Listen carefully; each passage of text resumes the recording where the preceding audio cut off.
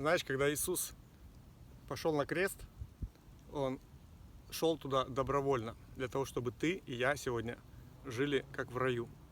Как в раю это не означает, что ты будешь купаться в алкоголе и в блуде. В раю это значит, ты будешь купаться в Его любви, в Его океане святости, и тебе будет кайфово от хождения с Ним.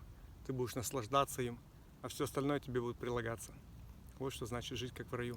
Именно это потерял Адам с Евой, и мы все в лице них. И Отец через Иисуса Христа, через крест, примирение земное с небесным, горизонталь с вертикалью, да, по другими словами можно взять, то есть земное с небесным. Примиряя через крест, через Иисуса Христа, Он нас возвращает в недр Отца. И ты можешь жить в раю каждый день уже здесь на земле.